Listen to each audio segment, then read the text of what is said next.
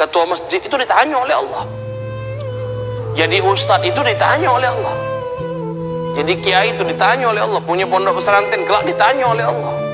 Sampai sekecil apapun kepemimpinan kita kelak ditanya oleh Allah. Farrajulu, kata Nabi, laki-laki di antara kalian yang menjadi suami kelak ditanya juga oleh Allah Subhanahu wa taala an ra'iyati zaujatihi, tentang kepemimpinannya terhadap istrinya.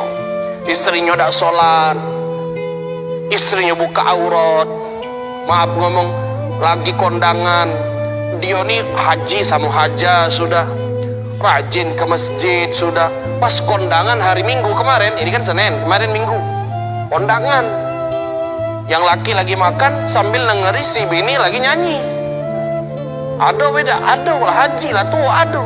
Karena ngapa bininya hobi karaokean di rumah, tidak lagi terlepas, pengen aja akhir ngembek mic juga di bocah panggung. Dah laki makan, lah tua galau. Kelak ditanya oleh Allah tentang suara istrinya, auratnya.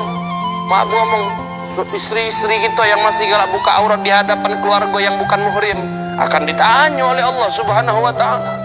Bukannya lemah, apalagi kepemimpinan yang mengangkat, yang artinya menghimpun 260 juta manusia yang ada di Indonesia ini. Kelak juga ditanya oleh Allah Subhanahu wa taala. Kenapa Nabi ngomong macam itu? Karena setiap apa yang akan kita pimpin itu kelak akan meminta kepertanggungjawabannya di hadapan Allah kelak di yaumil qiyamah. Maaf, ada seorang suami rajin sholat, rajin ibadah, rajin majelis ta'lim, rajin zikir, dia mentingkan dirinya dengan alasan istri aku belum dapat hidayat. Tidak bisa. Istrinya belum sholat, istrinya belum nutup aurat, istrinya belum pakai jilbab, sementara dia rajin. Kenapa Nabi ngomong kullukum mas'ul an ra'iyati? Kalian, setiap kalian akan ditanya dengan kepemimpinannya.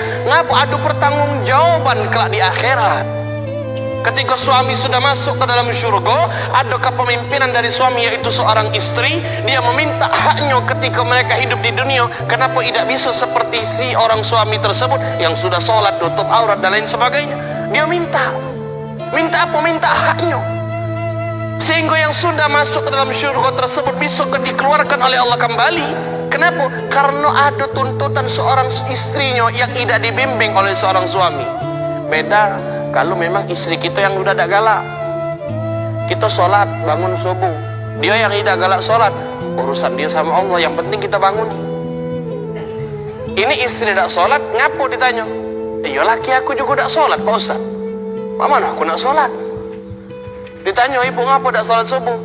Ngapa tidak berjamaah di masjid? Laki aku lagi di rumah, laki aku lagi juga tidak sholat. Selesai. Berarti dua-duanya mendapat tanggung jawab di hadapan Allah. Nah, apalagi yang model mereka, yang lebih besar lagi, yang dipimpin oleh mereka itu lebih besar lagi, 260 juta manusia.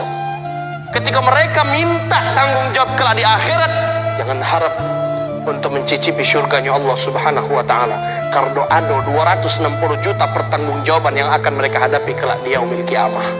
Di akhirat kelak ada 260 juta pertanyaan dari manusia ketika mereka sudah tanda tangan dan lain sebagainya. Na'udzubillahi min dzalik. Kenapa itu bisa terjadi? Kenapa itu bisa terjadi? Di surat Ar-Rum Allah katakan kepada kita, walakinna katsiran minan nas biliqa'i rabbihim lakafirun. Allah katakan ini di surah Ar-Rum ayat 8, walakinna katsiran minan nas biliqa'i rabbihim lakafirun, karena manusia banyak yang lupa kalau besok-besok dia akan ketemu dengan Allah Subhanahu wa taala.